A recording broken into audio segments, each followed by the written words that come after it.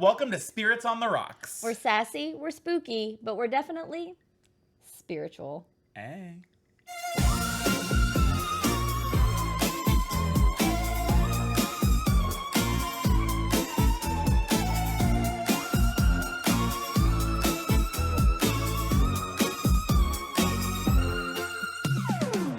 Just a trigger warning, today's episode does include some themes that some might find upsetting, including demonic possession, the abuse that can come along with an exorcism, and religious psychosis, as well as death. So if any of those are going to be difficult for you, you may want to use your discretion before watching the rest of this episode. Take care of yourself.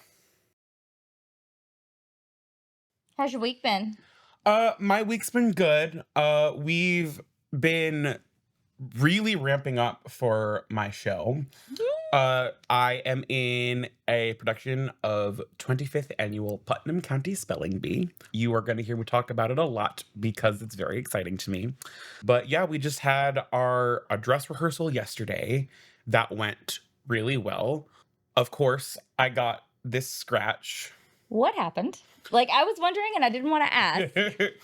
But since you brought it up. Okay, so basically what happened was my cat was starting to vomit on my bed. No. So I just was like, absolutely not. And grabbed him as fast as I could to stop that from happening on my bed because he's done it before. And I don't want, I don't want to do all that. So I yanked him, and in the process of doing that, poor thing got really scared and started freaking out. And this was with his back claws. He got me. Those are the doo-doo claws, you know. Thanks. It's just my nose and mouth.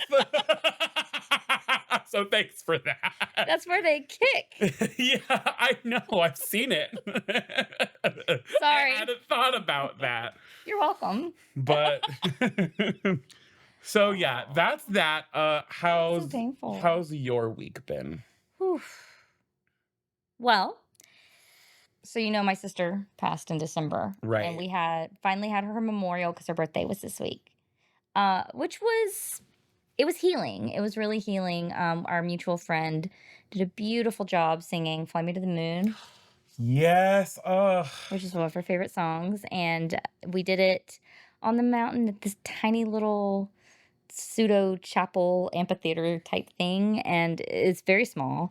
And it was very intimate. It was just close friends. And it was beautiful. I think it was good for the kids, too. They needed to find that way to say goodbye to their mom. And we painted urns for her. And so it's been a really beautiful, very healing, but emotionally exhausting week. So we had that. And then on the flip side of that, which, just on pure excitement, my oldest was on homecoming court. Yes, she was. Senior maid. And she was so beautiful. And then I was like, sure, all your friends can come over after the homecoming dance. But you know what? They were lovely. Every time I walked through downstairs to grab something, they would say, oh, thank you so much for letting us come over. Oh. Thank you so much. And they would come up and give me hugs, and they all clean. The next morning, a bunch of the girls spent the night, of course. And the next morning I woke up to, they had wiped down the counters, and all the blankets that they used were folded up. I was like, wow. Okay, y'all can come over anytime. They were really lovely. I mean, I know teenagers get a bad rap, but really when you develop a good relationship, they can be very cool. Oh, yeah. Because they're becoming these real adult type people. Yeah, no, they have fully fledged personalities. Mm-hmm. There's a reason why when I was in school, dropped out of college, whoops. But when I was in school, I was an education major and I wanted to work with high school kids. Mm-hmm. They're really special. They are. They do lack that frontal lobe. So you got to kind of keep them in play. You kind of got to be the bumpers on their on their bowling alley, their bowling lane. But I really enjoyed every minute of it, and they're all good kids, So there was no craziness. It was just a really lovely experience. So, That's great. Yeah, it was an awful lot in 1 week, but it was good. It was good. And somehow I'm the one that had 30 teenagers at my house and came out without scars, and you. I just have a cat. So what are you gonna do? Yeah. Well, I gotta ask, are we ready to dive into the booze? I'm always ready to dive into the booze, but specifically, yes, let's get it. Let's do it. I feel like we need a few ingredients. Yeah, that'll help us get started. All right, I'll take care of it. So this is a lot of liquor. Yes, it is. What are we drinking today, Chris? So today we are drinking a Walk Me Down Sweet Jesus, also known as an Adios Motherfucker, which both are apt for what's going on with this drink. So a little bit of history behind the Adios Motherfucker or Okay. the Walk Me Down Sweet Jesus. So a lot of cocktails have a definite start from a bartender that is known, and then it gained popularity and became just kind of a part of like the cocktail lexicon. Some cocktails are just kind of like folk mysteries where it's like it kind of came up in this decade and we don't really know exactly where. And this is one of those cocktails. Oh, So a mystery. yes. So the Adios Motherfucker came about in the 80s. Okay. There's one source that said that this you'll get a crack out of this that it was invented by a bartender at a TGI Fridays. Something about this feels very TGI No, Fridays. this is very much a TGI Fridays type of drink. I have a confession. Yeah. This was like my go-to drink in college. Oh, was it? Yeah, and if I remember it correctly, it tasted like Fruit Loops. Yeah, basically. This was also my go-to drink when I was like 21, Shut up. 22, and like So this is the didn't official really- drink of I can drink, but I don't have a frontal lobe yet. 100%. And you will see by my selection of liquor here that it is not good liquor, and I did that on purpose. So the Adios Motherfucker is like a take on a Long Island iced tea. And I feel like the thing with Long Island iced tea, you don't give a shit about whether or not you're having good liquor. Long Island iced teas are usually made with shitty liquor. So I'm really committing to that. They still taste good. Oh, they still taste good. Like, they don't really even taste that much like liquor, No. which is why they're so dangerous. But Oh God. they are markedly almost always made with like whatever shitty well liquor Yeah. people have at their bar. So most of these liquors that we see in front of us are those liquors. Oh, okay. So This explains so much about so many nights in college right now. yes. Oh yes. So Bad here, decisions were made. I'm gonna get us started here. Okay. So also, I'm so excited because like I can taste it. oh yeah, I really can. I'm using shitty liquor. I'm usually very much a precision bartender. I like to equate bartending with baking because it's all very precise. If you have just a little bit too much like citrus, it can go south and everything like that. But we're throwing all that out the window because this is a fucking Long Island iced tea. So it's more like magic. Yeah. The ingredients can just be kind of whatever. Yes. whatever I'm a proportions. lot more loosey goosey. Because I almost always use this jigger for everything. Like the most basic, I can count a pour like the best of them, but this is still will give you the consistency like that I like in So an amateur like myself would absolutely need to use that. 100%. But today it's just my lemon stand. So we're gonna start out. So it's supposed to be like a half ounce of each. I do like a generous half ounce pour.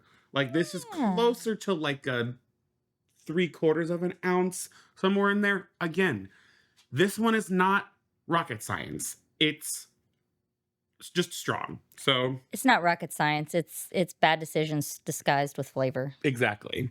So we got a generous half ounce pour of all 5 of these. We've got some vodka,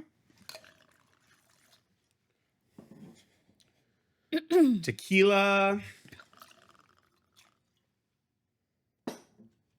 rum. I never even heard of this rum brand before. It was just cheap, and I was like, yep, this is the cheapest one they have. That feels about right.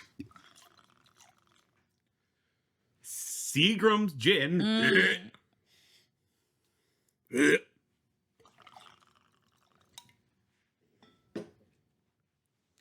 And the blue curacao, which is also why when I would order it, this was also called a screaming blue motherfucker.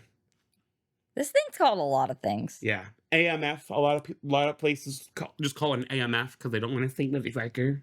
Whatever. Wake on this podcast. That is electric blue. I do not remember it being.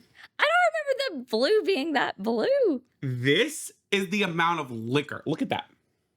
That is so much entirely liquor. This also calls for sour mix. No. I use lemon juice and simple syrup. Because you're legit. So the juice of we might be making a shitty Long Island, but I will never stoop to using sour mix. If you ever see me use sour mix, something horribly wrong has happened. So I would never.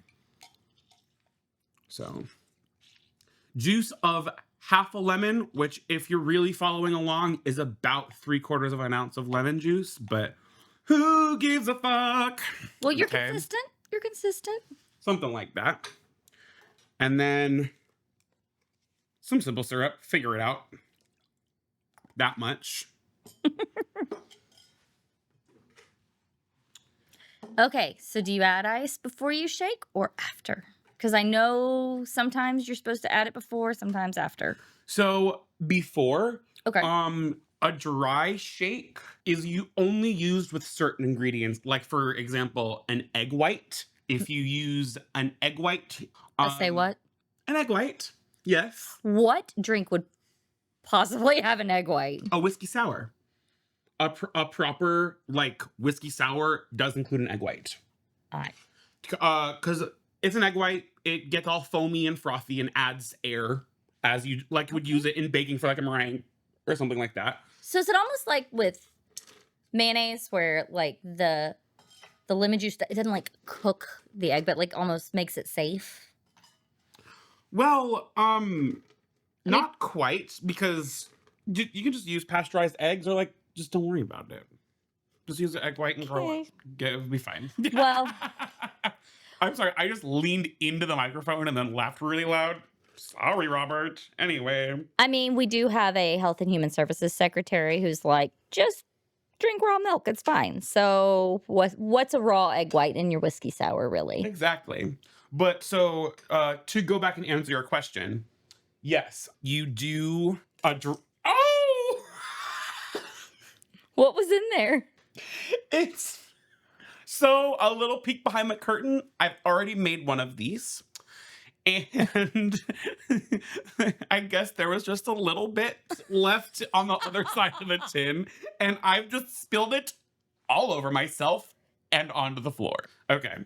So I'm gonna shake that bad boy.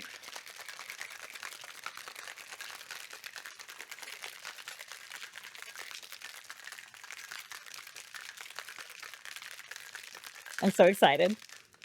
Ta-da!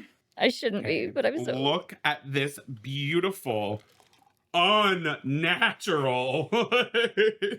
That looks like something that we would have had, like, in our lunches in the 90s. Oh, yes. This is an abomination, and I love it. It's a great abomination. That much soda. And then we're just going to top this bad boy with ice. I love an ice bucket with tongs because then I have to individually put every ice cube in. It's really great and not at all frustrating.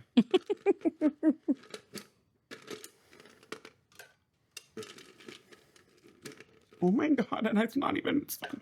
Everything's fine.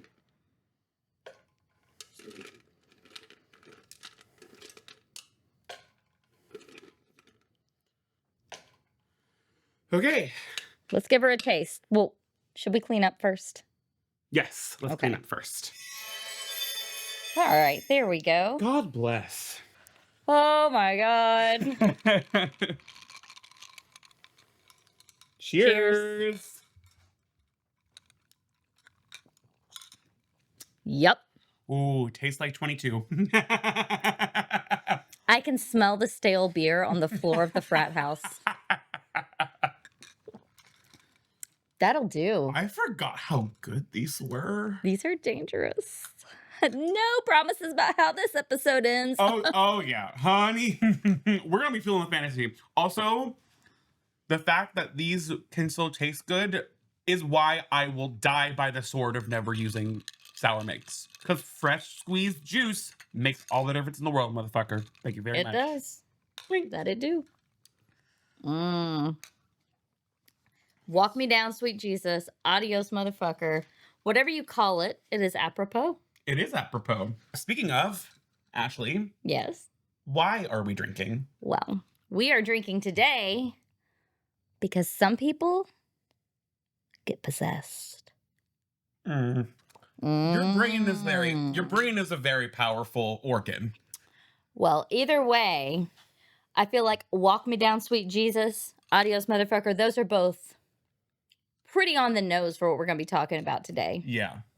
So we're going to talk about exorcisms. They are probably the most well-documented paranormal phenomenon because think about it. You can't just be like, I'm going to go take my kid to be exorcised because I think they're like possessed by a demon, because how many teenage parents would just be like, my kid's possessed. Yeah. But there's like a whole process. You have to have so many different people evaluate, and then you have to appeal. You have to get permission from a bishop. Like, it's a whole thing, and we're going to talk about that. But we have 3 different exorcisms that are very well Okay. known to talk about today. I think that we could dive deep into this. I think I had 7 that I was looking at, but I was not totally comfortable with some of them because I didn't feel qualified to speak on some of the cultural references that were necessary to fully understand how they were received and all of that. Whereas Germany and the US, I feel a little bit more, that's all a little bit more familiar. So I feel like we can roll with those. So are you ready? I was born ready, Are baby. you ready? Here we go. So we're going to go in chronological. Conticompanautical. We are going to go in chronological order. Okay. And the first one actually goes all the way back to 1928. Now, this is a very well-known story. There's actually a movie that was out about it this summer. Did you hear about the movie The Ritual? It had Dan Stevens from, what's it called? Downton Abbey, and Al Pacino. What? I know. Haven't heard that in a minute. I watch like 2 movies a year, so Yeah. not familiar. Well, this was and Abigail Cohen was the main character, Anna Eklund, who actually was also, her name is Emma Schmidt. But in a lot of these cases, you get like a pseudonym, although her father's last name is actually Eklund. So I'm not sure if this was a misnomer or how the name got changed, but at some point it did. But her given name is Emma Schmidt. Now, Emma was born in March 23rd, 1882 in Milwaukee, Wisconsin. Okay. So your girl's an Aries. Thank you, because I would not have surmised that from just the birthday. And she was the child of German immigrants, Jacob Eklund and Anna Schmidt. So now you're seeing where that whole like Emma Schmidt versus Anna Eklund, it's kind of hard to tell. So she was raised, it is believed, in Marathon, Wisconsin, but there's some sources that actually say that she was raised in Milwaukee. And yet there's even others, like the Des Moines Register had an article from 1928 saying that they were thought to come from like the east, like towards New York. Okay. So it's not entirely clear, but most sources say Milwaukee or Marathon, Wisconsin. I personally think they probably said New York City because that sounded like more exotic to them, or more like, The oh, the big city. city. Of Yeah. course, she came from the big city. So, at any rate, she was raised in this Catholic household, okay, German immigrants, and there were a couple of different sort of warning signs, I guess you would say. When she was a teenager, she started showing like all these classic signs of possession, right? So she had an aversion to holy objects. She refused to enter churches. She had uncontrollable blasphemous outbursts, and I'm like, same girl. I was just gonna say I relate to all of those. I refuse to enter churches and have uncontrollable blasphemous outbursts. She also began to partake in unspeakable sexual acts. I can still relate. Am I possessed? There's a possibility. There's a possibility. But the church rumors that kind of went around that they sort of like associated her quote unquote vulnerability to being possessed to the fact that her father Jacob was allegedly very abusive. Okay. And according to an account that was published in 1935, supposedly her aunt Mina, who was also her father's lover, so God, I hope it wasn't his sister. Oh. I don't think it was. Like, there's no accounts. Just like a family friend, like your auntie. Yeah, I'm not sure if it was her auntie or if it was like her mom's sister, or I'm not sure. But Aunt Mina, of course, they're like, well, she was a witch. Well, because she was a woman that they didn't like. Right. So that means she's Right. a witch. Right. Always blame a witch, right? So that's where a lot of sources said, oh, that's where it came from. But of course it did. I mean, hello, living in the South in 2025, people still do this. So in 1912, Father Theophilus, okay, help me with his name, y'all. Father Theophilus Reisinger, who was a You got it. You got it. So you know there's different orders of Catholicism, right? Like you have the Franciscan order, and they're very focused on like service and to the poor. Then you have the Jesuits, who are very focused on like scholarship and study. Pope Francis was a Jesuit. Father Reisinger was a Capuchin friar. Oh, what? I'm not trying to laugh at anybody's religion, but a Capuchin friar is what it says. Isn't a Capuchin a monkey? That's the first time I've heard that word in my life. So I could not tell you. Capuchin. You know, like the monkey on Friends. I never watched that show. I don't love that show, but I do know that they had a little monkey. Was it Ross that had a monkey? Yes. I think It was so yes. I know more about Friends than I'm willing to admit. So that's a Capuchin monkey. Sure. Well, he was a Capuchin friar. Oh my God, I'm just picturing a little monkey. The monkey friar. Oh my God. He's Monkey Man. Oh my God. That's who he is. Oh God. So he performed a minor exorcism, and this guy in the ritual is played by Al Pacino. So as time went on, like the symptoms didn't get better for her. They actually got much worse. So she started to speak in multiple voices and in languages she did not know, like Latin. And it says here that German, like, I'm sorry, her parents were German immigrants. Would she not know German? Okay, because now if she didn't know German and was speaking in it, what if she just was studying some Latin on the side? She was getting into the blasphemous bullshit. What if she was just, Well, I will say this, like I grew up in a household with 5 generations, and my great grandmother was from Finland, and she did not teach her children or her grandchildren to speak Finnish because it was so shameful to be an immigrant. And they were actually in Michigan and about the same time. She was born in 1908. So, I mean, maybe it does make sense. Maybe they did not teach her to speak German because of the stigma of being an immigrant at the time. Maybe, but not that we're doing any better now. No, we're not. Well, you can be an immigrant and white now. Well, yeah, there's that. I'm sure, still heard German all around the house. Probably. And, a lot of the way you can learn language is through immersion. So I could see her knowing German even if they say she didn't know it. Mhm. And, you know, people can study things and just not talk about it. Maybe. Well, but this is also a woman in 1912. That's fair. So This is she didn't have access that we have now.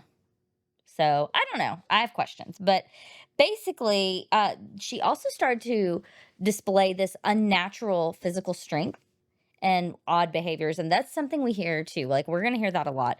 She also claimed to hear inner voices commanding her to commit acts of depravity and suicide. oh. I mean, that could be schizophrenia, sure. But I had that same thought. What if people who are possessed just have untreated schizophrenia? oh, we're going to get to that. In this particular one, now granted, we're like in the Victorian era, Edwardian era. So with support from Father Joseph Steiger, she was actually taken to a convent hospital in Easterling, Iowa in 1928, and that was operated by Franciscan nuns. Remember, they are all about service to the poor and, about poverty and all that. And he began a major exorcism with exorcism.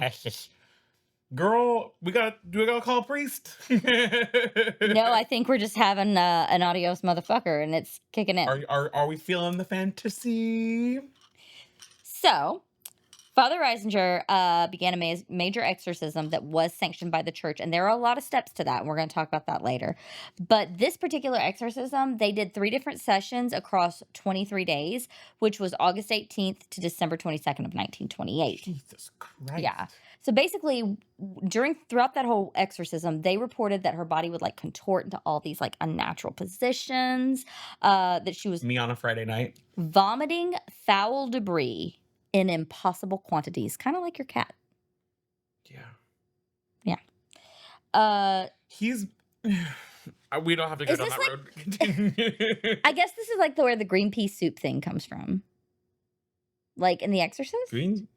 Never seen The Exorcist. I watch 2 movies a year. I haven't seen anything. Well, you're going to watch The Exorcist this year. It Okay. is spooky season. Hey. She was clinging to walls high above the floor, seemingly defying. Clinging to walls? Yeah, like way up off the floor, seemingly defying gravity. I would sing more, but then copyright. She was seemingly defying gravity.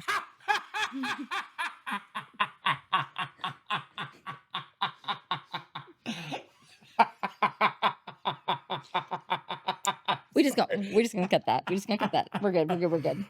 And she had multiple voices like that were distinct. So she would identify herself, or these voices would identify themselves as, and Beelzebub, Judas Iscariot, Jacob, her father, and Mina, her aunt. This is just giving schizophrenia to me. Right. So, Father Carl Vogel wrote a pamphlet, which is, I kid you not, called "Begone, Satan!" with an exclamation point. That's the name of the pamphlet. Yeah. Begone, Satan! Okay, cool. I can no longer take him seriously. Continue. And he said, she was conscious of some sinister inner voices that kept on suggesting most disagreeable things to her. These voices tried to their utmost to arouse thoughts of the most shameful type within her, and tried to induce her to do things unmentionable, and even bring her to despair. The poor creature was helpless, and secretly was of the opinion that she would become insane So schizophrenic.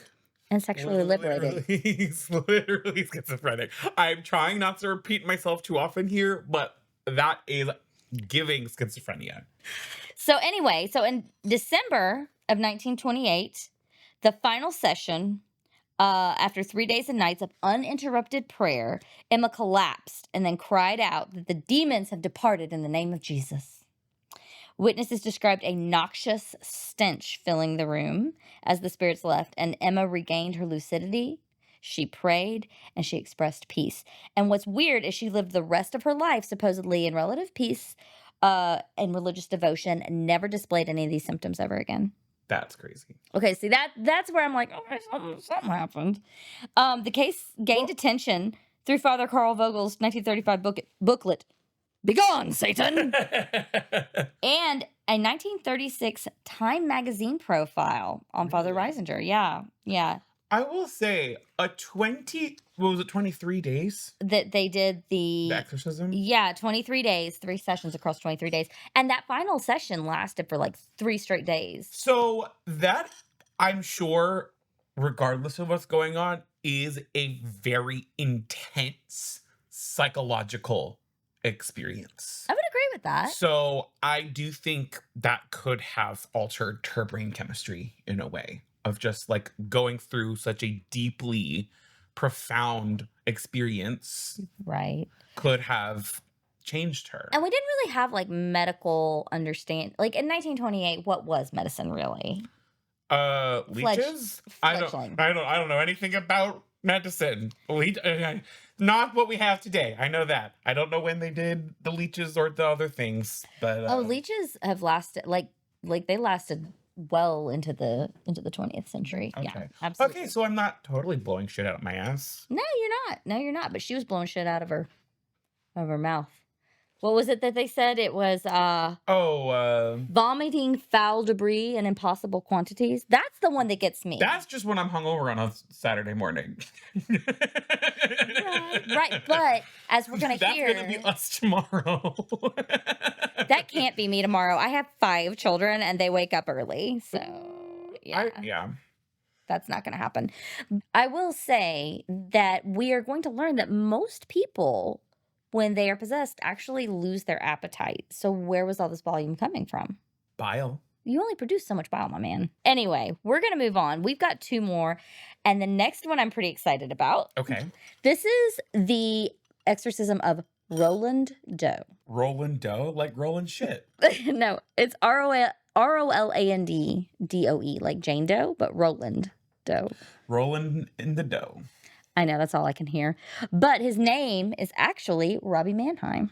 So why the fuck is he called Roland Doe of all things? I don't know. The 40s were an odd time. That's all I can tell you. Fair. So this is actually the case that inspired the movie and the book, The Exorcist. Okay, well, The Exorcist. It was a 1973 film that really fucked some people up. Isn't that one of those ones where like it was allegedly like a fucked up set with like a bunch of stuff happening? We may or may not cover that in a future episode. Stay tuned. But yes, it was. Okay. So Robbie Mannheim, little background on him. He was born to a German Lutheran family in 1935. I could not find like a firm birth date. And in the 40s, the family was living in Cottage City, Maryland. Now, my husband's family's from the Eastern Shore. So I looked at the Maryland map to kind of figure out where it is. And so, like, you know how Maryland split, this is not really important, but I'm going to tell you anyway. You know how Maryland, like, splits and you have the Chesapeake Bay, you have the Eastern Shore here, you have the mainland here, you have that godforsaken bridge across the two that I hate. The Bay Bridge is my personal hell. But, so Cottage County, it's like if this is DC and this is like the very tip of inland Maryland, it's like right here. That's where that is. So Cottage County, Maryland, now you know. He was an only child and he depended basically upon the adults in his household for playmates, primarily his Aunt Harriet. How old was he again? He was 14 when all this started. Okay. So, but a little old to be having playmates. Well, no, but this was throughout his childhood. Okay. Like, he didn't really have anybody to play with, so he basically played with adults, and his Aunt Harriet was, like, the person he was really close to that he played with. But she died when he was 13, 14, and one of the things that he had been doing with her was they were playing with the Ouija board. She was a spiritualist. She was really into, like, the spiritualist movement, with, like, the Fox sisters and all that. Stay tuned, we just may cover that. And so she was really into that, and she introduced him to the Ouija board, and he was really into it. And after she died, which obviously was very hard on him because this was like his person, his primary playmate was his Aunt Harriet. He began to experience really strange phenomena in the house. Okay. Scratching noises were echoing from his walls at night. Furniture was moving on its own. and his bed would shake violently, and it would wake him up, and he'd be terrified, and he'd be screaming for his parents, and his bed would just be shaking, and they scared the hell out of them too, no pun intended. And medical doctors Oh, and I just got that. Okay. but yeah. I'm a little slow sometimes. Well, medical doctors and a minister could you got I'm okay. I just knocked my glass into my microphone and I got very scared because the combination of drink and don't give me that look off camera. It's fine, okay? I got the warrant. That's exactly why I got the warrant. we cannot be trusted, Robert. You know this. That's why we have these little shock absorber things, because They're so cool. Robert, our producer, knows us. Yep. Robert is a patient man. He has to be. So medical doctors and a minister like could not find an explanation for what was going on with him, and his episodes got worse. They got more alarming. He not only were objects like supposedly flying through his room, but his voice became like all guttural and menacing. If you've seen The Exorcist, like this is sounding very familiar because the story basically is what happens to Linda Blair in The Exorcist. So his very Lutheran family was like, fuck this, we need a Catholic priest. And so they went and got a Catholic priest. So Catholic priest Friar E. Albert Hughes was the first one that attempted the exorcism at Georgetown University Hospital in Washington, D.C. Really? Like, you know it's bad when even Georgetown is like, we got nothing, just call the priest. Like, we're out of ideas, sure. The ritual was interrupted, though, when Roland broke free of his restraints and slashed the priest with a bed spring he tore from the fucking mattress. That is punk rock. Roland is a fucking icon. Well, Roland or somebody. Roland. And so this is either an actual possession or the most intense expression of grief I've ever seen in my life. Grief can do crazy things to your brain. It can. But anyway, so shortly after this, the word Lewis appeared on his as like in red scratches on his chest. So you know, like in the no, you don't know in the movie. In the movie, her on Linda Blair's chest it says "Help me," which is like pretty ominous. But Lewis is like a weird thing to pop up on somebody's chest. I don't feel like that's just something that would like, yeah, I'm gonna write Lewis on my chest. Like that's a very random thing. It is, but someone who's clearly mentally got something going on could like Presumptuous of you. could be scratched.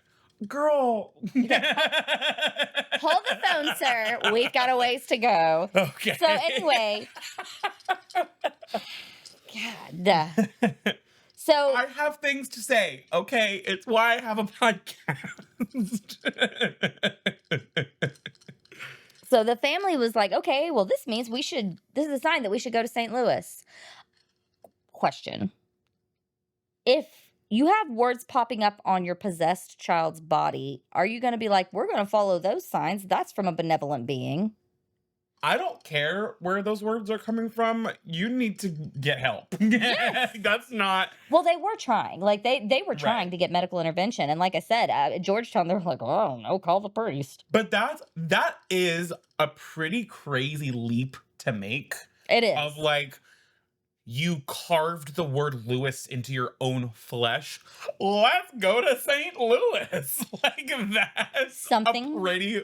Well, I mean, I get like Desperate parents. Exactly. You're desperate parents just looking for like peace.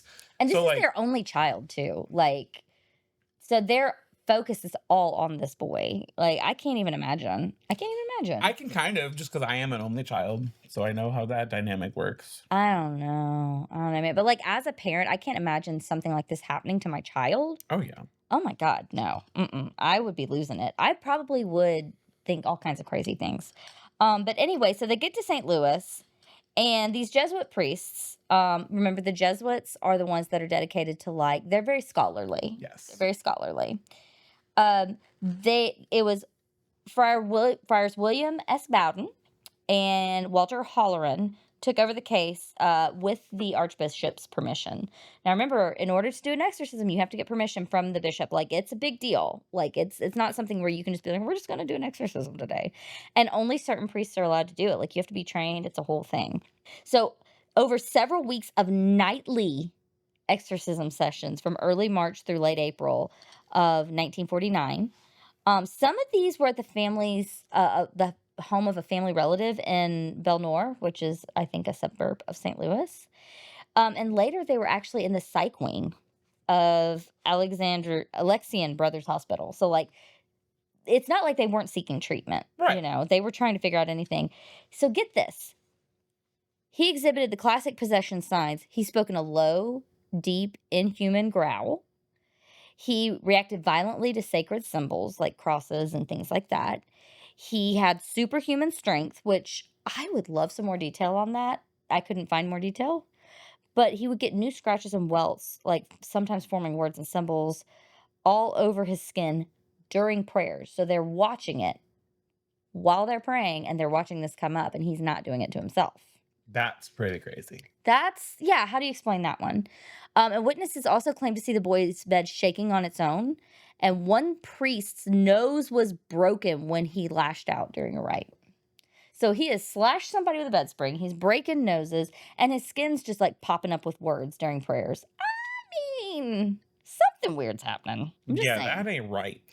So on April 18th of 1949, they had the final exorcism, which, according to the diary of the priests. And after hours of prayer, Roland suddenly went into like this violent convulsion. And then he abruptly came out of this trance and said, he's gone.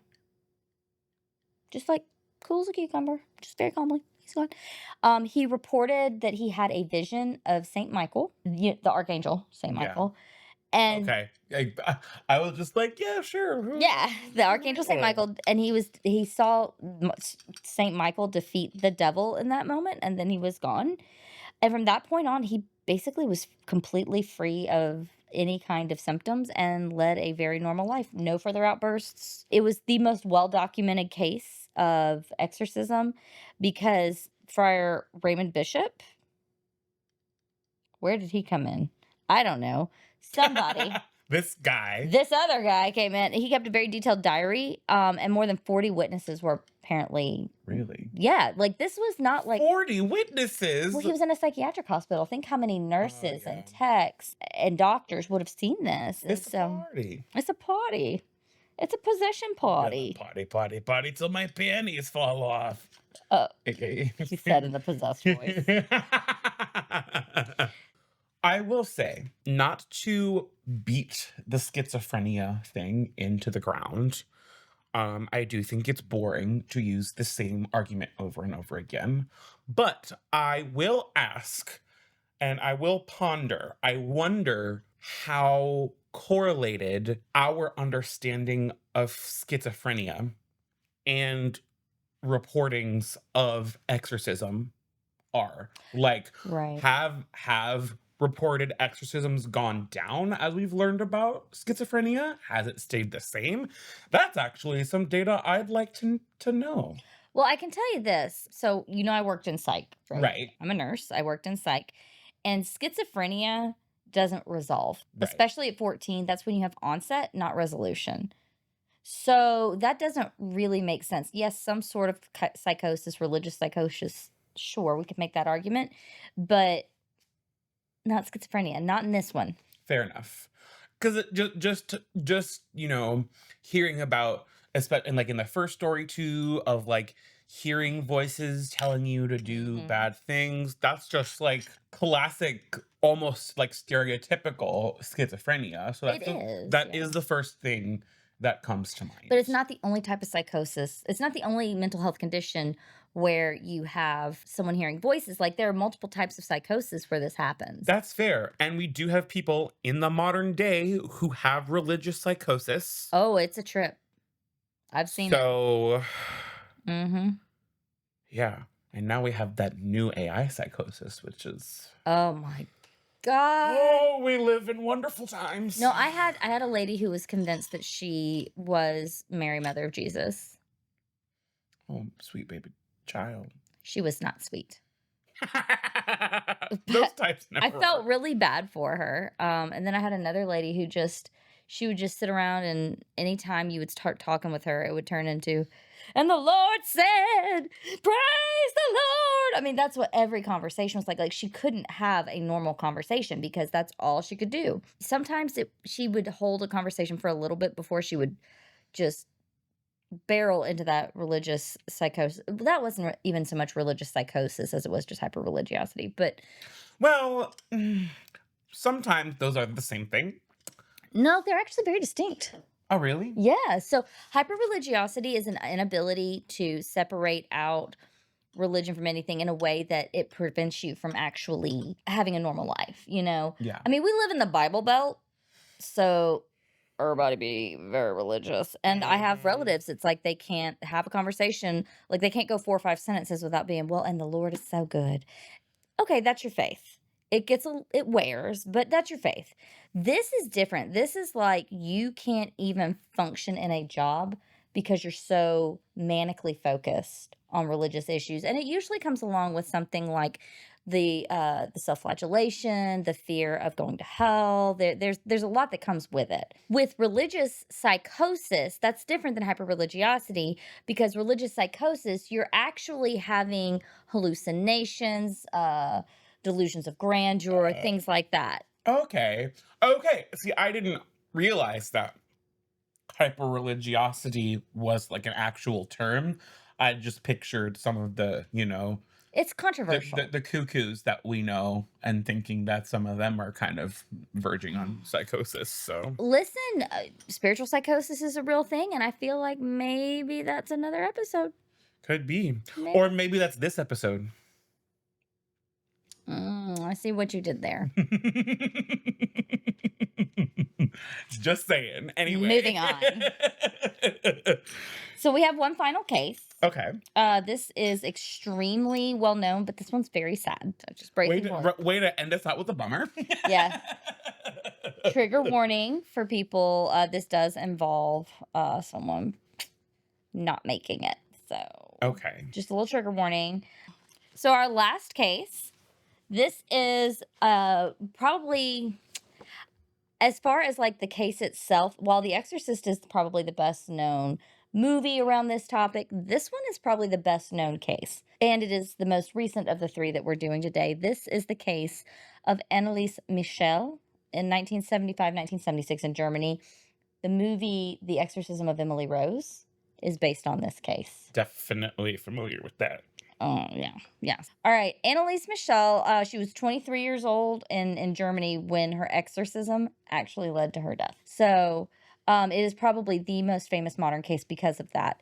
So a little background on Anneliese. She was born on September 21st in 1952 and raised in a very devout Catholic family with her 3 sisters and her parents, Joseph and Anna. And when she was about 16, she began suffering with seizures and hallucinations.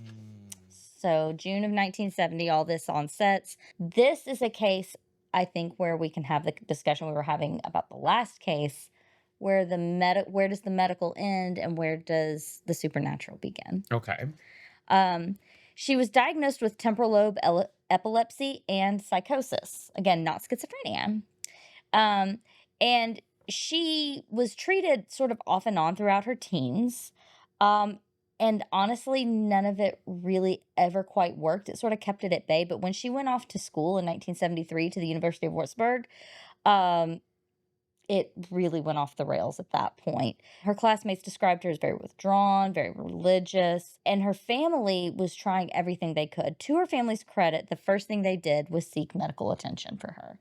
But after multiple failures of conventional medicine, that's when they give up. Okay. And that's when they go to, okay, we're going to go all in on the religious exorcism. So it was not that her parents just went straight to, it's the demon in you. Like, No, they tried everything. Okay. They tried everything. So in June of 1970, let's go through her psychiatric history. June of 1970, she started having seizures, her third of which was actually at the psychiatric hospital.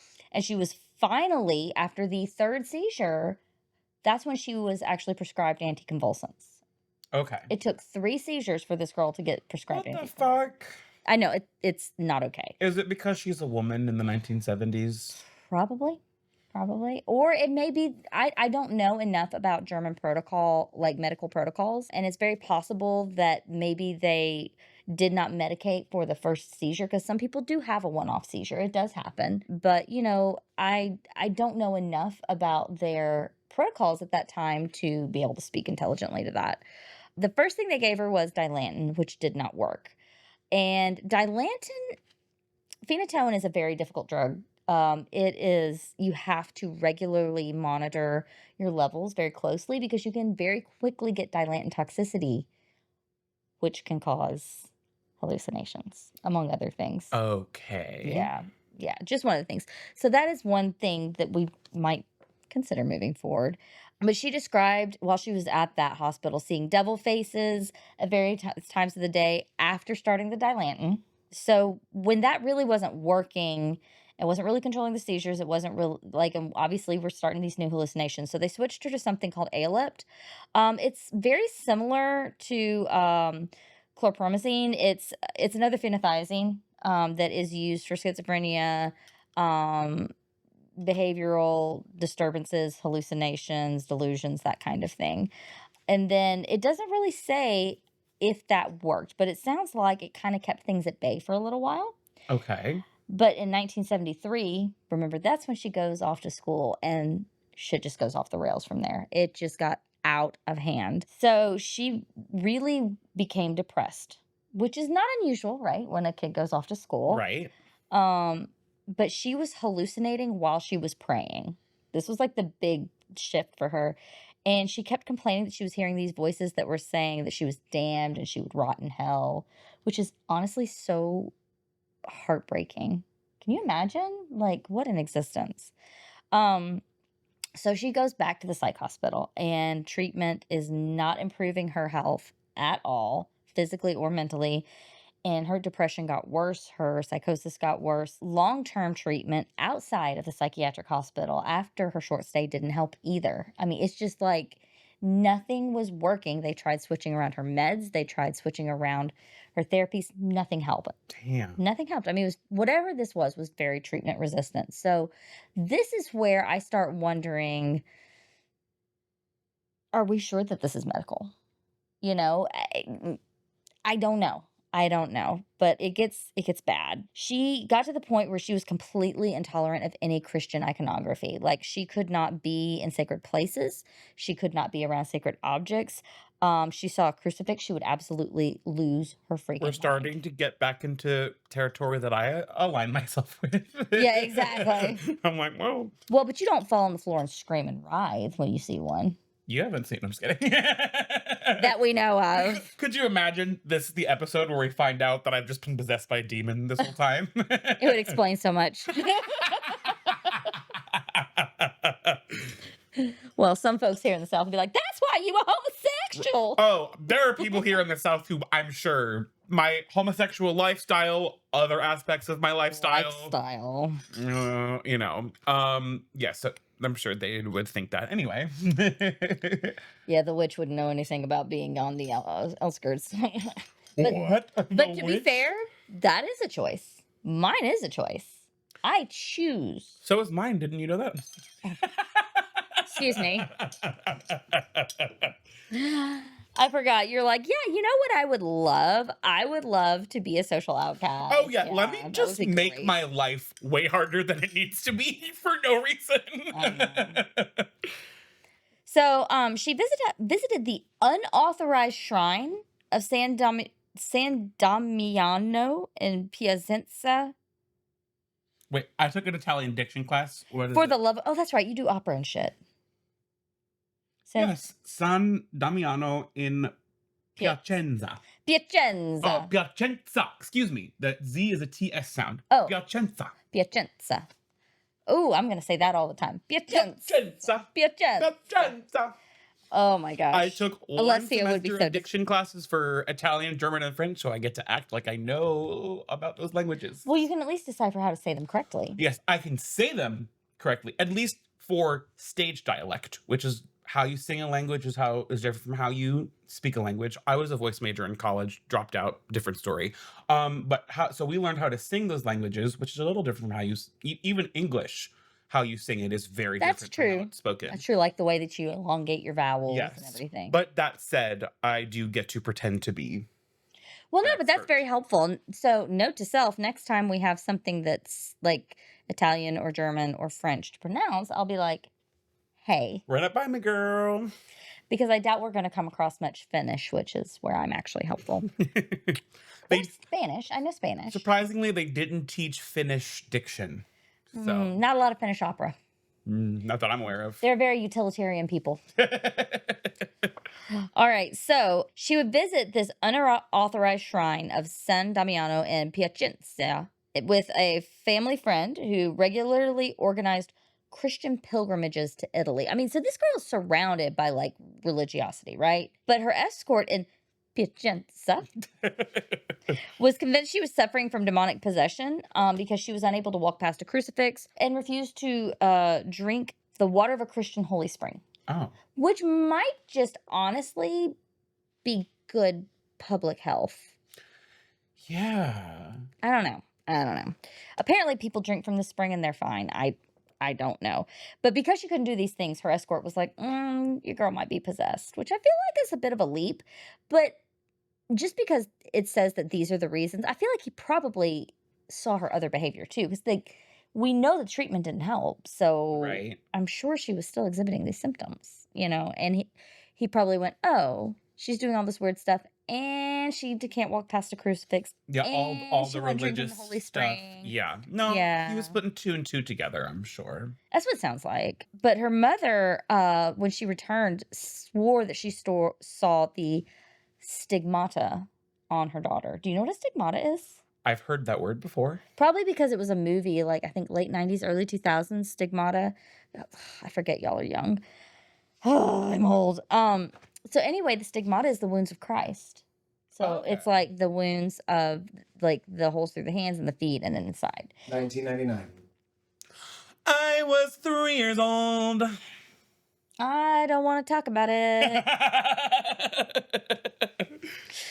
Anyway, but Michelle, in addition to this stigmata, she also like truly believed that she could speak, like straight up communicate with Mary, the mother of Jesus. I don't mean like she could say her Hail Marys, but like she truly believed that she had like a one-way line or single party line, I guess, straight to Mother Mary. This is starting to sound a lot like some religious people who think they hear Right. God talk to them. Right. Not shitting on anyone's beliefs, but girl, I don't know. Anyway. Why is it that when you speak to God, it's prayer, but when he speaks to you, it's schizophrenia? That's from some comedian. I don't remember who. It might be George Carlin. Oh my God. Ashley, joke thief. I know. Canceled. Unlike some particular comedians, I will be like, yeah, that was somebody else. Yeah. No idea who. I don't remember. So, if you know the attribution, put it in the comments because I don't remember. Anyway, her family and community became increasingly convinced that she was possessed over time, and they said, okay, we've got to go to a priest and request an exorcism. And to their credit, the priest that they went to originally declined, and they recommended that she just continue with her medical treatment. So Oh, wow. good on you, Catholic Church. Okay. They informed the family that exorcisms required a bishop's permission. So this is what I was talking about at the beginning of the episode. Right. It is a big deal to get permission to do a full exorcism because it is very physically taxing. And once they finally got this approval, it was not one of those things that came easily. Before they did that, there were a lot of steps to get the approval. But also before that, they did a different type of ritual, which we'll get to in a second. To get official approval for an exorcism granted, the subject has to meet very strict criteria, and it has to be considered to be suffering from a possession or infestatio. And Excuse me. they have to be considered to be suffering from a possession or infestatio. Wait, what's that? I want to see if I can. Infestatio? Infestatio. Infestatio. Yeah, that's correct. Infestatio. Look at me go. and they have to be considered to be under demonic control. And this is expressed through intense dislike for religious objects, supernatural powers. Those are some of the first indicators, but they have a long, like, there's like a very long list of criteria. Like, it's probably longer than some psychiatric diagnoses. Like, it's very intense. Oh, the DSM-5 has some pretty short fucking lists for Oh, yeah. certain. Yeah. Like, I want to say depression has like 9. Yeah. This is way more than 9. Way more than 9. But anyway, so the priest declined. They said, just go ahead and keep, seeking medical treatment. And during this time, Annalise, she worsened physically. She displayed aggression. She got really out of hand. Like, she was physically injuring herself badly, like tearing skin, breaking bones. She drank her own urine. Oh dear. Yeah, and ate insects. In November of 1973, they So she was just Bear Grylls. I was literally about to say, so when a guy does it, he's a survivalist. But if a woman does it, she's possessed. You heard it here first. I'm just saying. So in November of 1973, they put her on Tegretol, which is carbamazepine. It's an anti-seizure mood stabilizer. And she was prescribed these antipsychotic drugs during the course of the religious rites. And she consumed them frequently, like right up until before her death. Okay. So it's not like they tried it and then she went, no, this doesn't work. And then she came off of it. And then it's like, we'll replace this with exorcism. Like, they were still trying to medicate her right up to the end. Despite taking all the neuroleptics, like, she was just getting worse and worse and worse. And she began growling and like doing that same type of voice we talked about in Roland Doe. Oh yes, Roland. Like Robbie Mannheim, where he was like doing the deep growling voices, like menacing voices. She was doing that, but she was growling obscenity. She was screaming these guttural curses, raving wildly, like totally out of control. Like, all the Exorcism of Emily Rose stuff that's what she was doing, because it's based on her. So we're finally getting to the exorcism, right? So a family That goes long enough. No, I'm just kidding. It's a lot of setup in this one. A family friend contacted this elderly Jesuit priest, Adolf Rodvik, to visit Annalise, but he was old and he declined because he's like, he was like, I'm too old for this shit. But he did put them in contact with another Jesuit. Now, remember, we talked about the Jesuits. They're like the scholars. They're the thinky thinkies. And in September of 1974, this local priest who had visited her, Father Ernst Alt, declared that Annalise didn't look like an epileptic. I mean, he's not a doctor, but he is a priest. And he's, I guess, can perform exorcisms. And that he did not observe her experiencing any seizures. Which I'm like, okay, but like, just because you didn't see them doesn't mean they don't happen. Yeah. Plus, you can't see all seizures if you have a focal seizure. Plus, aren't you religious? Isn't your whole thing believing in things you don't see? Come on. There's that.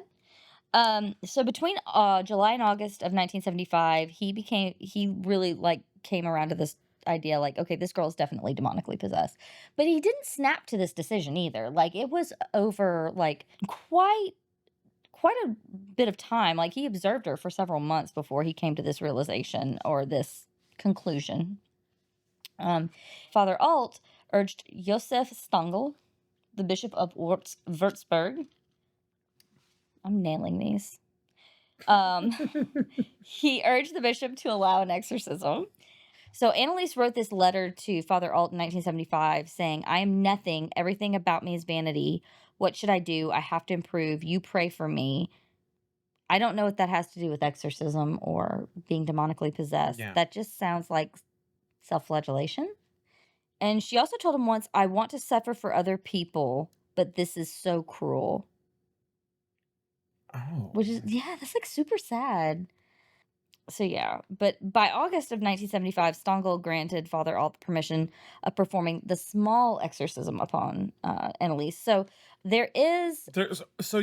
what small exorcism? Yeah, so there's different like levels. So to perform like a full exorcism, that is a big deal. It involves more than one priest. It's there's this whole thing called the Roman ritual, but this is based on Pope Leo the 13th's exorcism against Satan and the apostate angels. It's a rite that any priest could perform. They didn't have to be like specially trained to do exorcisms.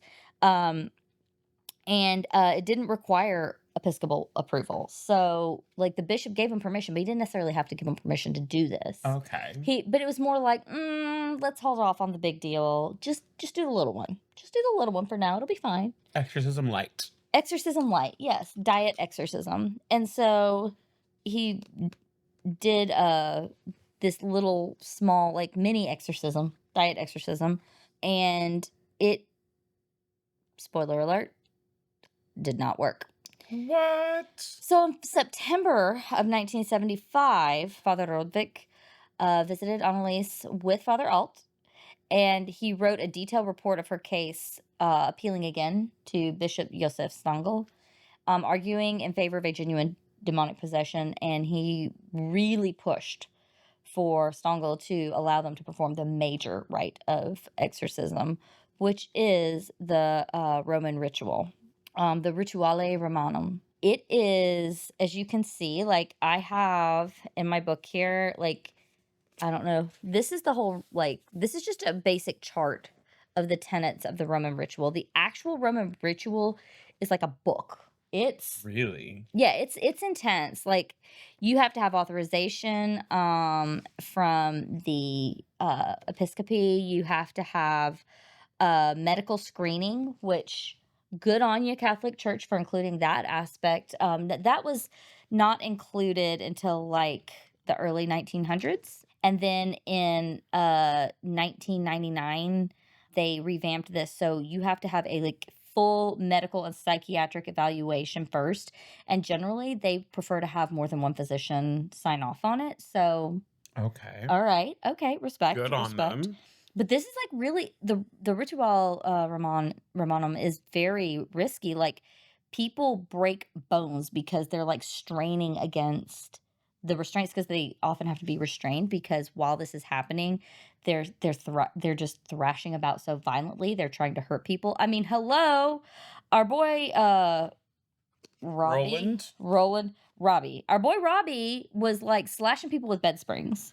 Oh, the second guy. Yeah. So I mean, they do time up. Yeah, they gotta keep themselves safe. You run the risk of also reinforcing religious psychosis if you're wrong.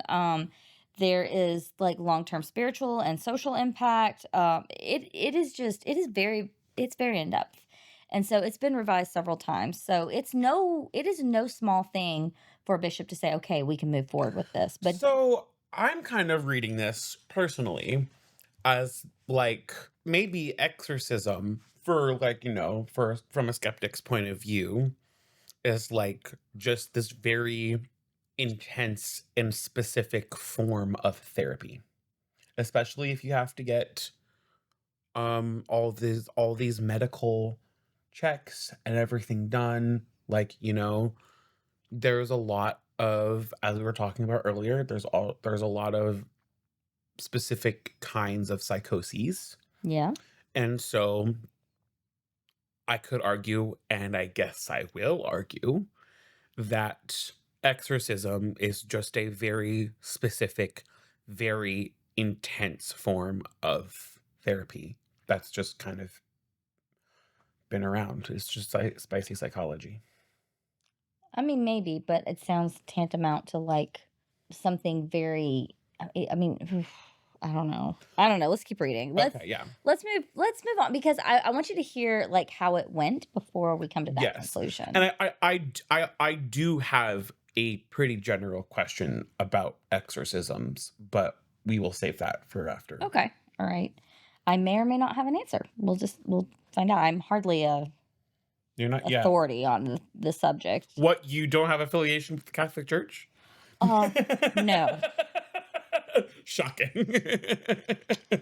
So anyway, So Annalise was increasingly speaking about like she wanted to die to atone for the wayward youth of the day and the apostate priests of the modern church. Like she was in some kind of way. Like it's like she was almost oscillating between like this demonic sort of speech where she was so over the top with the vulgarity of what she was saying in this like deep guttural voice, and then being like, "Oh, but I want to die to atone for the sins of the people in the church." So it was like this back and forth, Right.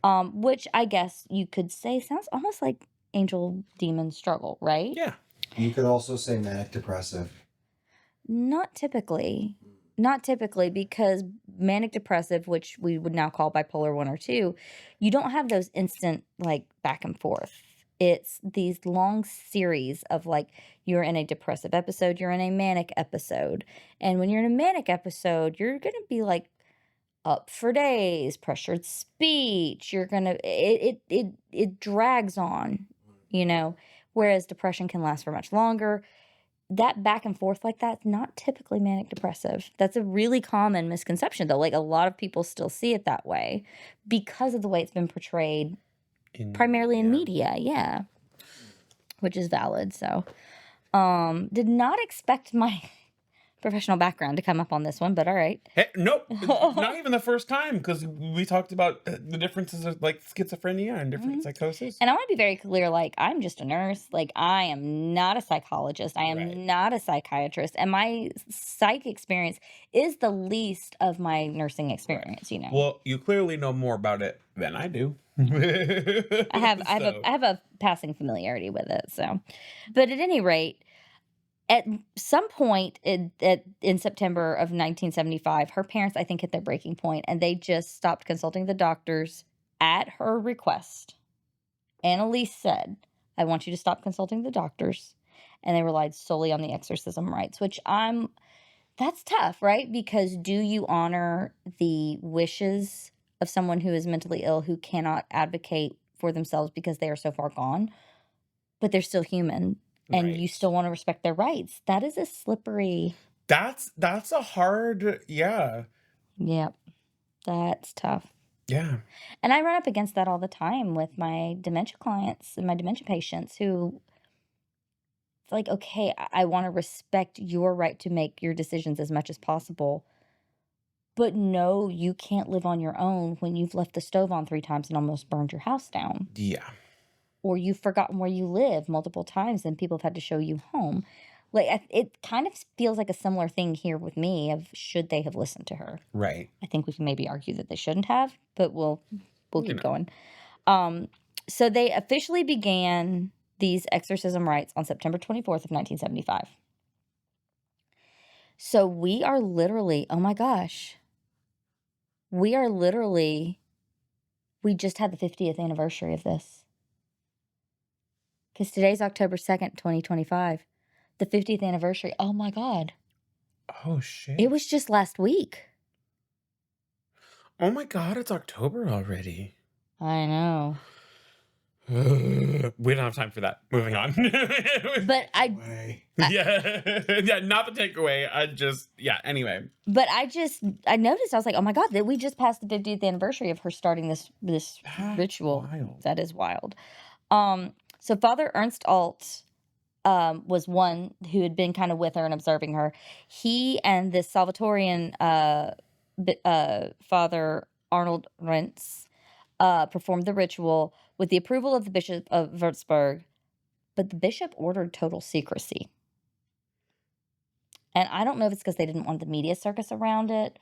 It may have been to protect her, but you got to kind of think it was to protect themselves as well. I feel like, I mean, Which feels prescient. with the way the media operates, any sort of sensitive situation like that, I would 100% like understand why someone would want that.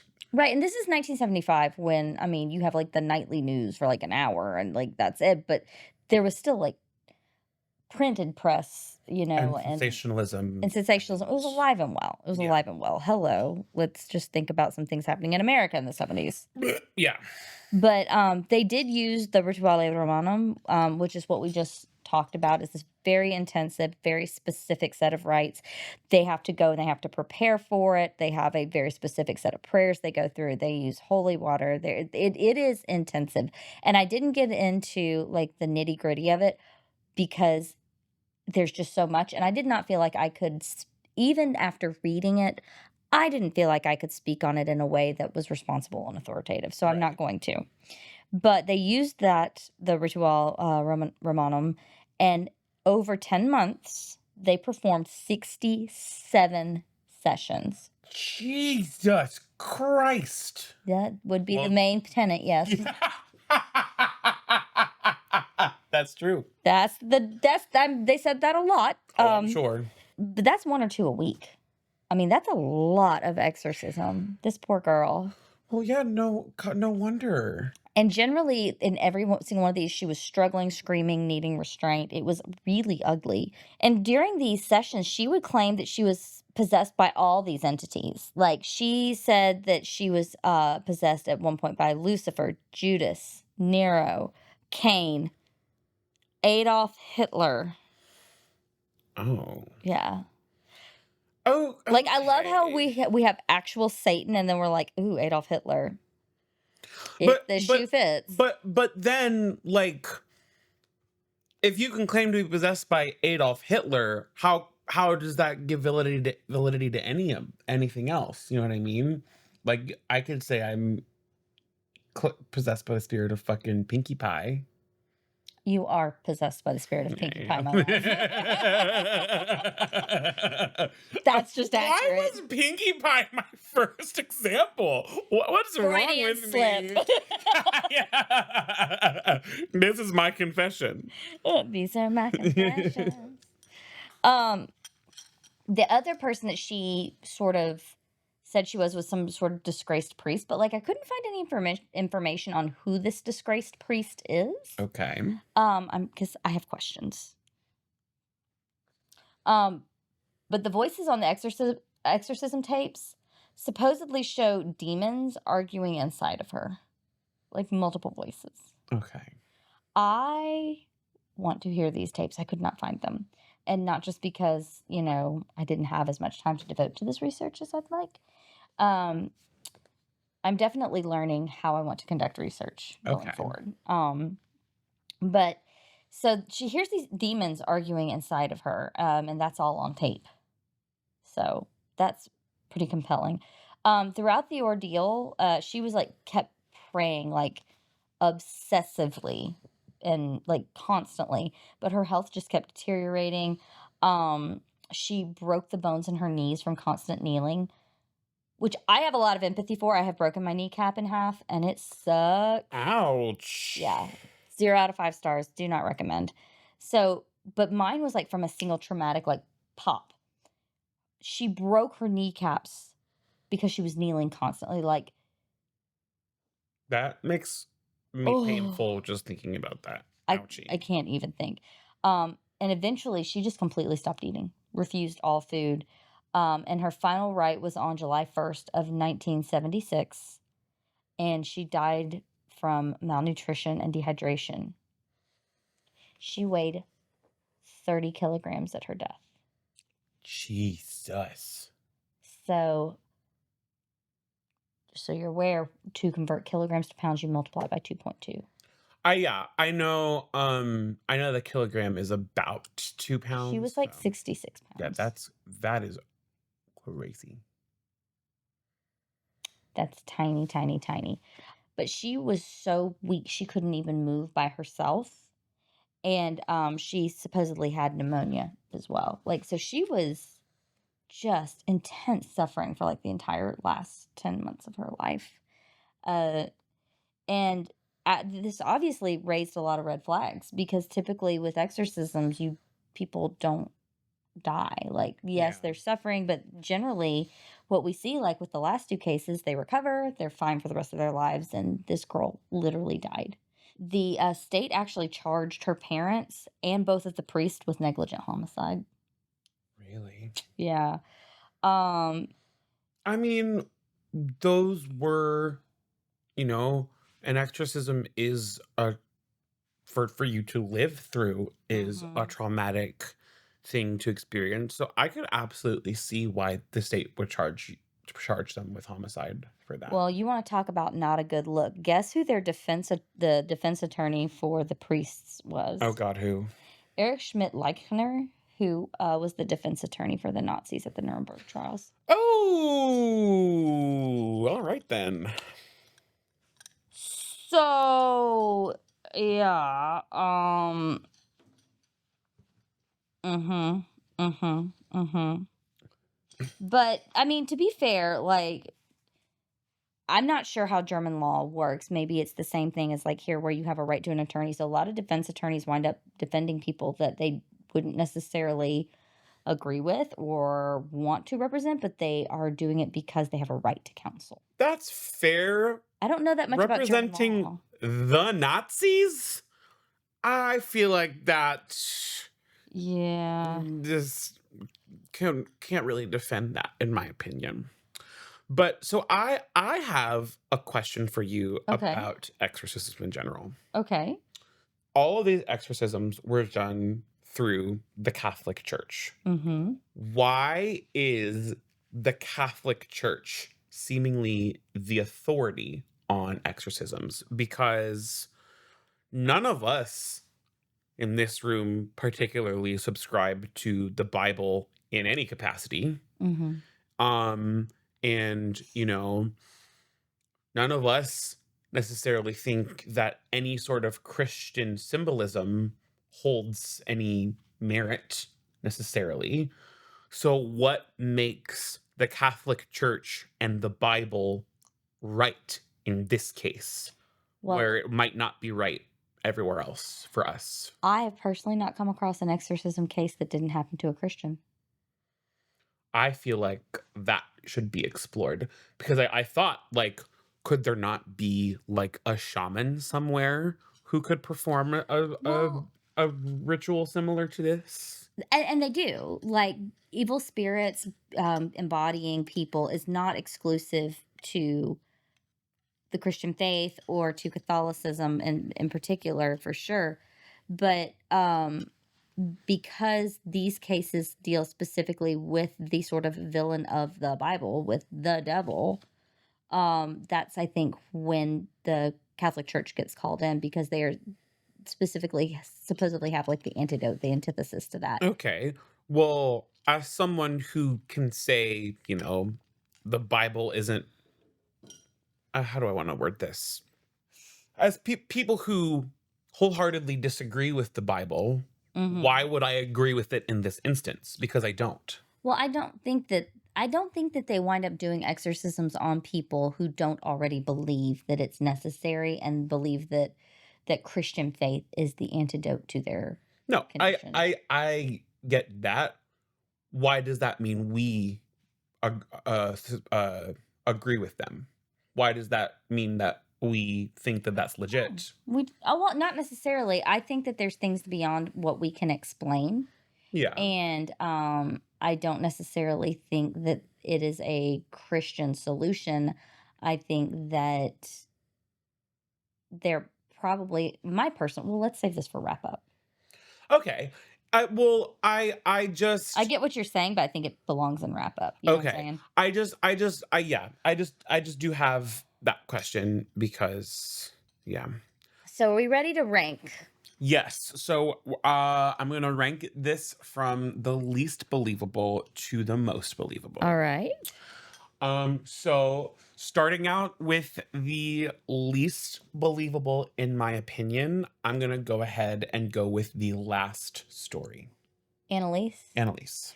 So you think that's the least believable as a supernatural explanation? Yes, as a super yes. Yeah. Obviously what these people went through was real. Like they had all these issues happening to them.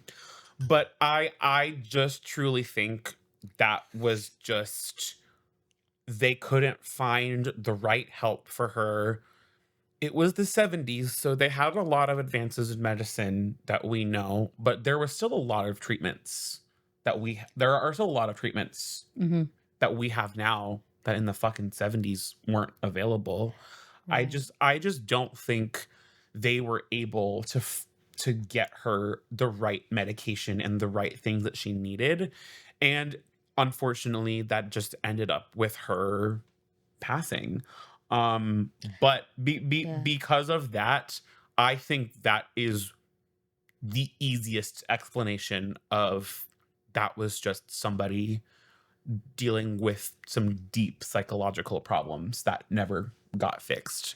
Right. So I'm gonna say that is my least I have to agree believable. with that one too, because quite honestly, the one that I keep going back to is the Dilantin. How much Dilantin were they giving her? Were they monitoring it properly? What were our protocols in the 70s? I don't know enough about that, but it did make me go, we started with Dilantin, and that's when everything seemed to go to hell in a handbasket. No pun intended. Yes. And the fact that a court found them guilty of negligent homicide, I really would love to dig into that case. Oh, yeah. What did they use for evidence? Like why would a court find the priests and the parents guilty of negligent homicide? Like I feel like that there's a lot more there that we don't quite. I would agree. Yeah. I would agree. So that's also pointing me into some other direction. So 100% that's my least believable. Coming in the middle spot, I will say our first story. I, I agree. I agree. Just because that could have easily just been again keeping the same argument over and over is boring in my opinion, but that could have just been some psychosis that even though the exorcism allegedly worked, like I said before, that it is a specialized practice that involves a lot of like, training and background and everything Yeah. like that. So you could argue that is just a specialized therapy that worked for her. I think the one that what gives me so much pause about that particular explanation is that it went on from her teens until the exorcism when she was like 40. Right. And after the exorcism, suddenly she's okay. She has no more symptoms the rest of her life. Now, could that be an exaggeration? Of course. Yes. I and the with how nuanced psychology is, she could have been experiencing symptoms, but because they weren't as extreme as, Yeah. all these hallucinations and, all the extreme things she was experiencing before, she could have chalked that up to something else or not really noticed. Like I agree. I don't fully buy that she was just 100% a-okay symptom free for the rest of her life. She might not have experienced them to that degree. Yeah. But I'm not so sure about that. And then coming in at my most believable, our guy Roland. The fact documentation will Right. always help in the case of being able to believe something because there's fucking documentation and like evidence of things happening. And it's not just documentation from just like a random person. This is documentation from like Georgetown University Hospital. Yes. I mean, this is a renowned hospital. That really, obviously, to my clinical brain, makes me go, okay, there's some there, you know? And then Homeboy slashed folks with a bed spring. I keep going back to this bed spring. Obviously, That had yeah. I'm feeling some type of way. How did he get the bed spring? Like, what? I have so many questions about this bed spring. Yeah, that's odd. I How do mean, you not see the bed spring coming? Do you not see him, like, trying to, like, yank it out or well, what? there are, that is just kind of classic. That's why in all psych wards there are beds with restraints, because that is just unfortunately part of the territory when dealing with extreme psychological Oh, issues. but you wanna talk about some documentation. Whoo! Yes. So, It is a big deal to restrain somebody. yeah. And so, not saying I'm still not saying that I'm fully on board that there was, you know, a demon or otherworldly figure Mhm. at play here, but given that it was happening for so long, this did happen for a long time, right? I don't want to This misremember. is so not only were they chronological, like we went from 1928 to 1949 to 1975, we also went in order of how long they were exposed. Like Right. Anna only had a few days, Robbie had several weeks, and then poor Annalise had It was 10 almost a straight year. months. Yeah. But yeah, so I definitely think that would be the most believable, but I'm still, and I am actually happy that you corrected me on schizophrenia, because I would hate to misspeak about Well, that. and I'm Um not an authority. I have some experience. well, I have right. limited experience. But just the fact that schizophrenia is not something that stops on a dime. Like Right. that is, which, now that I think about that more, that tracks of, like, that's something that's more of a lifelong battle for people. And it's not saying it's unmanageable. Like, Mhm. people deal with it. Have you seen the couple on TikTok that they own a bakery? No. And oh my god, so they're both schizophrenic, they're so cute. And she one day she said, "You know, I was cleaning up the bakery today and I saw this cookie on the floor and I remember handing it to somebody and I thought, hmm, which one of my customers was a hallucination today?" That's really good. And they just take it in stride. And so like we do tend to have this sort of stereotypical image of schizophrenia, which can be very severe and very Yes. debilitating. But people do live very full lives with it. Whereas what we're looking at here is not so much just schizophrenia, but like full blown severe psychosis if we're talking mental illness. But again, I do think we run up against the reality that maybe we can't explain all of it. No. I mean, granted, like, hundreds of years ago, everything would have been a demon rather than a mental illness. Right. But maybe we were too quick to say, oh, well, all demonic possession could be explained away with mental illness. That's fair. Well, I also, do not claim to be any sort of fucking expert. Like, I don't know everything. Obviously, I got some things wrong here on this couch. I don't know everything. I'm And I'm sure the comments will tell me what I got wrong Oh too. yeah, absolutely. I just, and part another thing, now that you say that, things that we can't explain now, certain behaviors, certain symptoms that we might not be able to explain now, doesn't mean that we will never be able to explain them. Kind of Absolutely. how, certain things that we understand today would be called a demon in the past, Or magic. or magic. And Certain obviously, things, I believe in magic. yeah. But I saw something the other day. It said that magic is just science that we haven't explained No, yet. exactly. So similar to how things we things that we understand today would be called demons or magic in the past. There are things that we Yeah. call demons and magic today that will likely be explained by science in the future, Right. just in Like ways that we don't understand right now. quantum entanglement. Like that's a concept Yes. that I mean really could explain a lot of apparitions or time travel, things like that we've seen. The theory that I heard on Neil deGrasse Tyson's podcast, where this I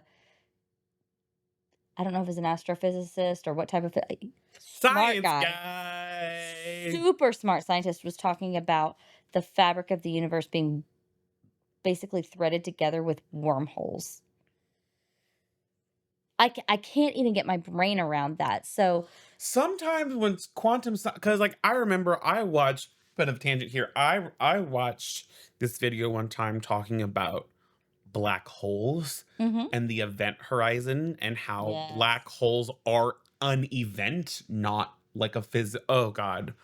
I don't want to go down that black hole, pun intended, Yeah. but like I feel like quantum physics as a whole is kind of breaching that, kind of more mystical, Mhm. magical realm. Quantum physics is fucking crazy, y'all.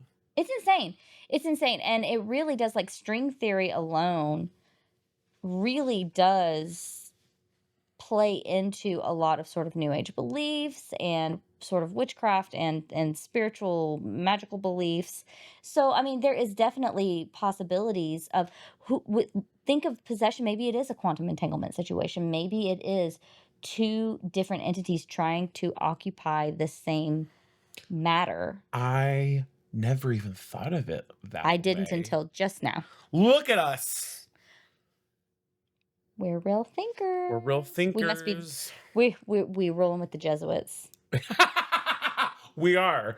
Come to us for the latest cutting edge in paranormal theory. 'Cause apparently we're on that now. So, because that's a totally original thought that no one else has ever had before.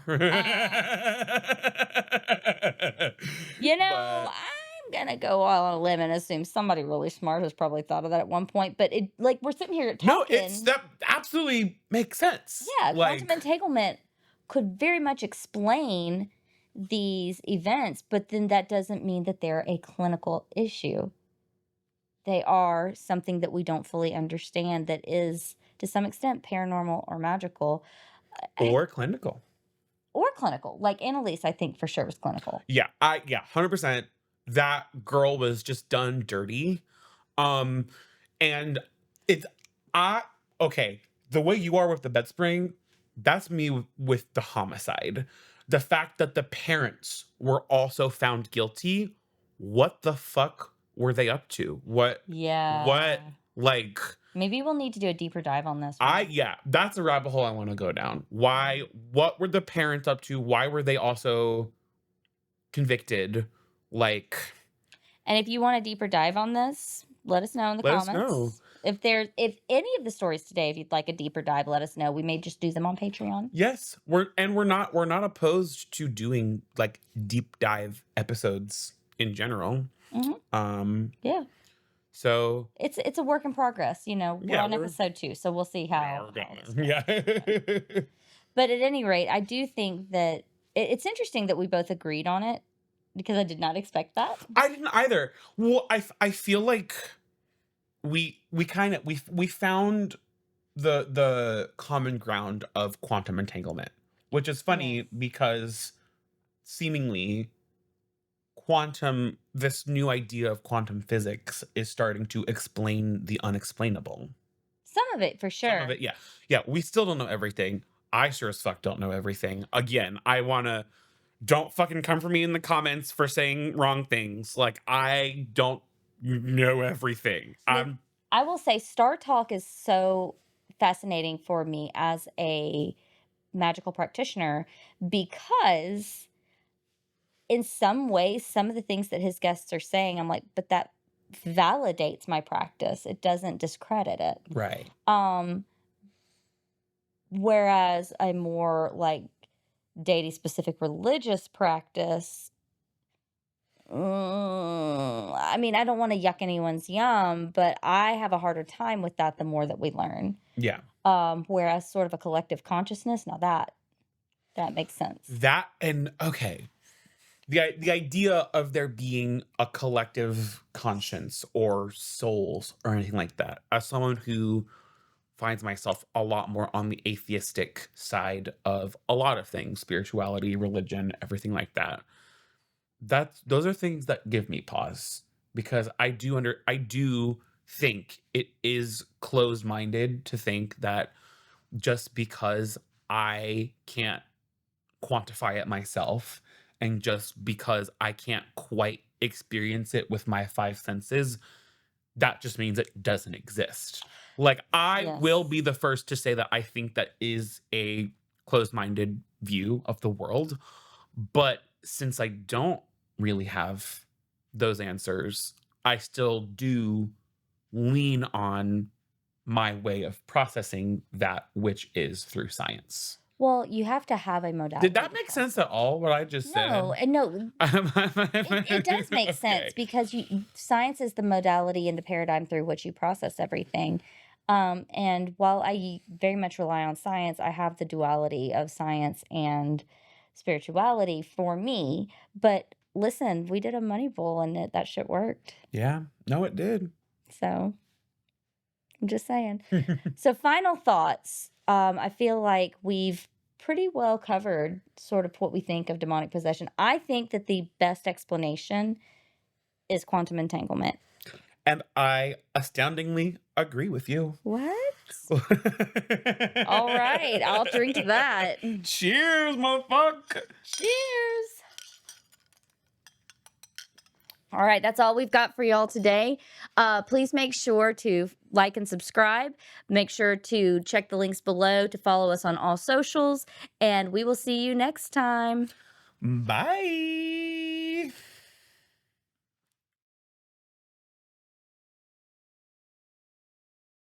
We straights are so fucking boring. You said it. I can't get in trouble. It's you said it. I am self-aware. I am self-aware. So having a child who is not straight, she gets so frustrated with like straight storylines. Yes. Your daughter and I need to have that conversation because But she's at the point now where she's like, well, I don't like that storyline. I'm like, why? Because they're straight? Yeah. I'm like, okay, but that's not better than disliking it because the characters are gay. it's not because they're straight. It's just the way straight people are written, and frankly, the way straight people act in relationships a lot of the time. That's fair. That it's like, I just don't care. I don't want to see this. Yeah. I can get that. I can get that. The way straight people act in relationships is crazy. Can't confirm. Like, I will never understand that world. Pause. Yes. So watching my husband and I interact, what goes through your head? Like I'm genuinely curious because I've never thought about this aspect of things. So, well, I really take this as a compliment. I don't think of you guys really as like straight people. I mean, you're straight, but like, Unfortunately, I do like dick, yes. girl, same. I mean, I feel like functionally it would make so much sense to be a lesbian, but there are just key components I would really miss. Well, And I do love my husband, like actually love my like, husband. The aspect of straight relationships that I don't understand and kind of drives me crazy is just how so many straight people refuse to like get on the same level and agree about something. Like, it's almost like, and straight people talk about that too, of like, oh, I never understand my wife and this, and I never understand men and this, that, the other. It's like both sides of a straight couple are like speaking a different language to each other. You are not wrong. And it just doesn't, just fucking figure it out. I don't know what to fucking tell you. And I don't really see that, at least from what I've seen of your relationship. I don't see that with you and your husband because you, for the most part, seem to be on the same playing field. Most of the time. We really are. He really truly is my best friend. He is the human I want to be around the most. Most of the time. I mean, listen, we've been married almost 20 years. I have certainly contemplated this man's untimely death a time or two. Oh, and he's contemplated mine. Oh, another thing. Divorce never, but like there are days when murder's on the table. Well, yeah. For legal purposes, I would like to point out that is a joke. Yes. I also like, now that I'm thinking about it, another part of straight relationships that like infuriates me is when for example, not trying to be sexist at all, No, go ahead. but that thing where like straight women say one thing even And though they mean mean the exact another. opposite. What are we doing? And then like men like that's okay. That's honestly the heart of the issue. The games that straight people play with each other are unacceptable. Just communicate and say what you fucking mean like a normal person, and half of your problems would go away. I don't what are we doing? This is a PSA to any straight people listening. Just fucking say what you mean. But I think that goes for everybody. I will say I think it's probably harder in straight relationships. And especially because socially we create this like these gender narratives Oh yes, absolutely. For where straight. it's like you have to fit into this. And so like particularly the boomers, like if you look back at like Oh, yeah. boomer humor throughout like sitcoms and stuff, it's like, oh, my wife's the worst. And that, or my husband's so dumb. Yeah. And it was reinforcing the stereotype that was not only pigeonholing men and women into these strict, very ridiculous roles, but also pitting them against each other in a way that Yes. was so disdainful. And I think that that's where I think so much of this is socially conditioned. Oh, it's all socially conditioned. That the way that a lot of people just are so married, no pun intended, I guess, but like so married to their gender roles Oh, and yeah. so married to the gender binary as a whole. The Agree. fact that a gender existing outside of male and female is so hard for people to comprehend kind of blows my mind, because it's like, Mhm. just think about it for like 3 seconds. It's not It just proves you don't know shit about genetics either, very that. because chromosomally there's so much variation. So I actually did watch a video. It was either this morning or yesterday. It all has blurred together. But it was about this Indian princess. This is back when we still had the office of the Department of Indian Affairs. Oh, so like native. Yes. Okay. But First people, yeah. whatever is most respectful. I try to be conscious. But I can't. It kills me because, and I can look it up. But this tribe that was out in like the New Mexico, Arizona area, actually had a word for their trans people. Two-spirit. Yeah. Spirit. Yeah, and that's like how, but they were the savages. Oh yeah. Right. You think I'm an ignorant savage. Oh, no, I'm going to do it again. Oh, Disney, I'm sorry. Right. I'm Right. sorry. We take it back. We take the whole thing back. Okay, we gotta start this episode over. We have to make it, we have to turn it into satire somehow to I know. protect ourselves Oh, legally. God.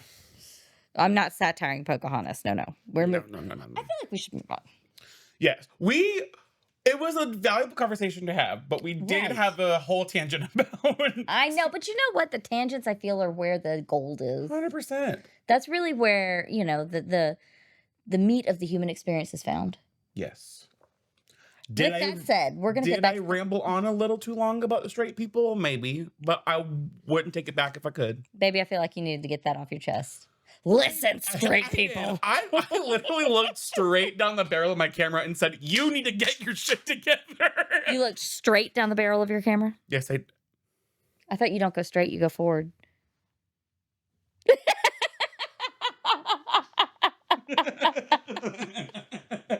I feel like we need to like re-record that with you being like, wait a minute, I don't go, because when you told me that, I don't go straight. To go forward. I laughed so hard and I told my daughter, after you told me I don't go straight, I go forward, she goes, "That's brilliant. That's all I will say from now on. Never tell me to go straight." I was like, well, I just created a monster.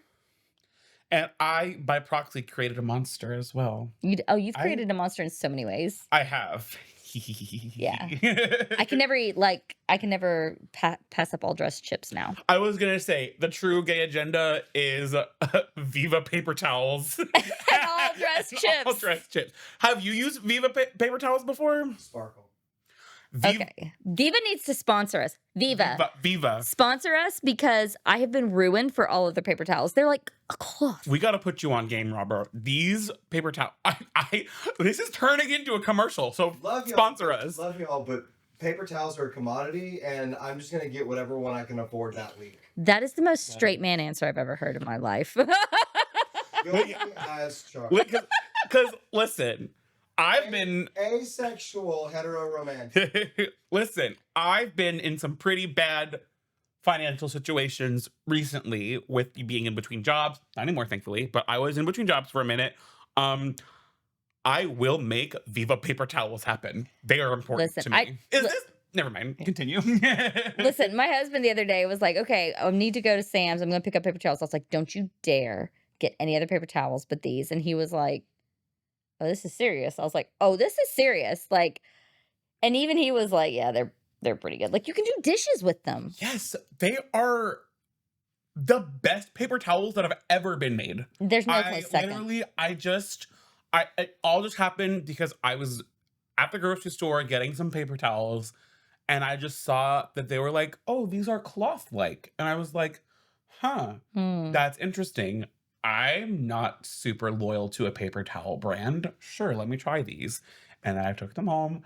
And literally, the first one I used, I was like, oh, my life is different now. I'm a different person. Oh, yeah. Because of these paper towels. Like, it's the best. They're that good. Well, I remember we were at Walmart and I was like, oh, I need paper towels. And you said, oh, okay, well, I don't know how committed you are to your paper towel brand. I was like, I don't give a shit. And you're like, you should try these. You should try these. Game over. I know people over. People can have brand loyalty, which I Sure. will respect.